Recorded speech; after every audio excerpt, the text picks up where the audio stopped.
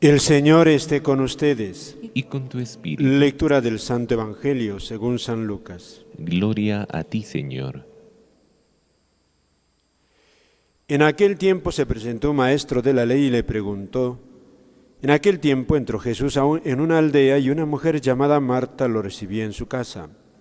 Esta tenía una hermana llamada María que sentada a los pies del Señor escuchaba su palabra, y Marta se multiplicaba para dar abasto con el servicio, hasta que se paró y dijo: Señor, ¿no te importa que mi hermana me haya dejado sola con el servicio? Dile que me eche una mano. Pero el Señor le contestó: Marta, Marta, andas inquieta y nerviosa con tantas cosas. Solo una es necesaria. María ha escogido la parte mejor y no se la quitarán. Palabra del Señor. Gloria a ti, Señor Jesús. Amados hermanos en nuestro Señor Jesucristo, y María Santísima, nuestra Madre, el día de hoy la Iglesia celebra a San Bruno. Él es padre de los monjes cartujos, como tantos otros monjes. Destacan sobre todo por su vida de oración en el claustro, no salen, ¿no? Y San Bruno tiene la particularidad de que son los monjes que practican el silencio con mayor rigor. Viven solos, viven en un convento, en un monasterio, pero combinan la comunidad, el vivir muchos, pero también al tiempo son ermitaños. Tienen como una pequeña casita de donde no salen. Apenas los domingos salen para poder tener un rato de vida de comunidad juntos con los hermanos. Y este gran santo pasa a la historia de la Iglesia precisamente por eso, por su amor al silencio, a la oración. Es una vocación muy singular porque no es de todos. Naturalmente, el hombre es un ser social y no está hecho para tanta soledad, así en general, pero es así. Dios también da esa vocación de algunos, de alguna manera, para hacernos ver a todos nosotros que cuando Dios nos coge, cuando Dios coge el corazón del hombre, todo lo demás sobra. Es lo que vive San Bruno y sus monjes. Viven solo para Dios, con una soledad extraordinaria. Y precisamente es lo que subraya en parte el Evangelio que hemos escuchado, ¿no?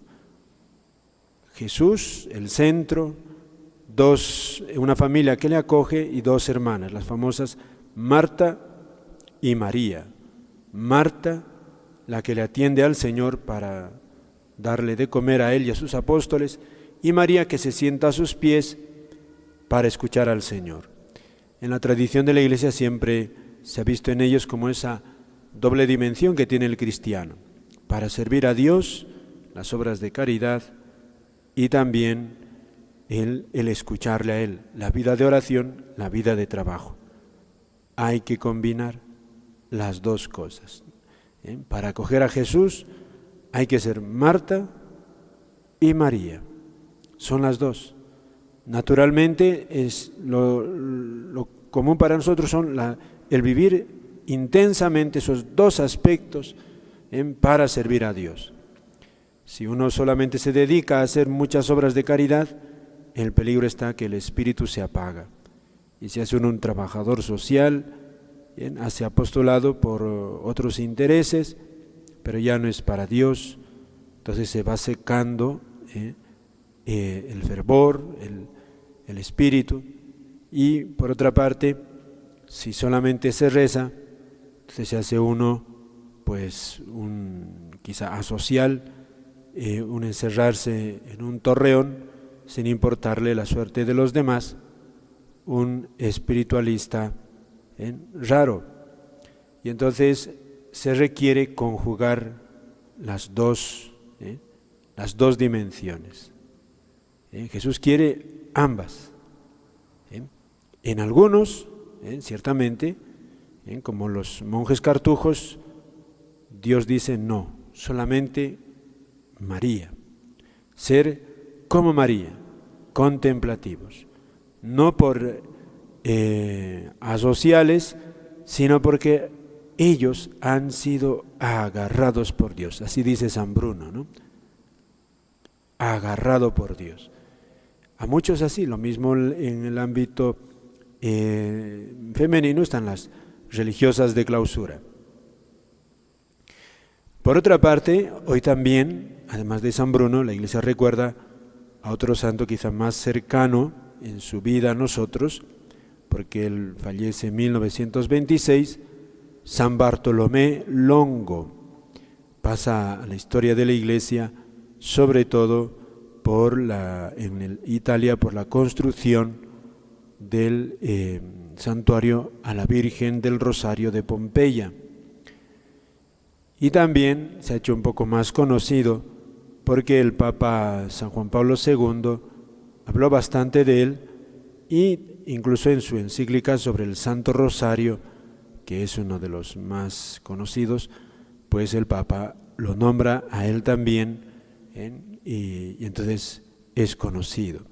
Por otra parte, este hombre también para nosotros es como en parte un modelo muy cercano del drama que vivimos. Un drama, fíjese, él fallece en 1926, o sea, está contemporáneo a nosotros. El drama actual, queridos hermanos, el drama actual que ya él lo está viviendo, es vivir nosotros sin Dios. O sea, la crisis del mundo contemporáneo es no la pobreza material que puede haber, y las pobrezas morales, o sea, los pecados que se dan son consecuencia de una raíz que la Virgen de Fátima precisamente va a decir. El fondo de la Virgen, la predicación de la Virgen es Dios. Dios existe, Dios existe, y Dios sufre cuando se peca y hay otra vida. Por eso habla del cielo. La Virgen, lo primero que les habla a los niños es del cielo. Hay cielo, y si hay cielo, hay Dios. Entonces, la predicación del mundo de ese tiempo, y ahora también más, es: no hay cielo, no hay Dios, y por lo tanto, esto es el cielo y tú eres Dios. Por lo tanto, comamos y bebamos, que mañana morimos. Y eso fue Bartolomé Longo. Nace una familia católica, pero crece, y universitario él es abogado, y empieza a vivir, por las lecturas que tiene, se hace ateo, totalmente racionalista. El racionalismo es una exageración de la razón, y entonces así empieza también la juventud a meterse en toda serie de pecados, pero la inquietud por algo más siempre lleva dentro, y entonces él por esas cosas se mete en el espiritismo. Ahí está. Cuando no hay Dios, tenemos que buscar algo que lo reemplace. Y él lo buscó. Y tan bien le fue, digamos así, que llega a ser sacerdote espiritista. Y pasa el tiempo, y se mete en toda serie de pecados, sobre todo el libertinaje. Y entonces llega un momento en que queda como aturdido, y su salud empieza a decaer mucho.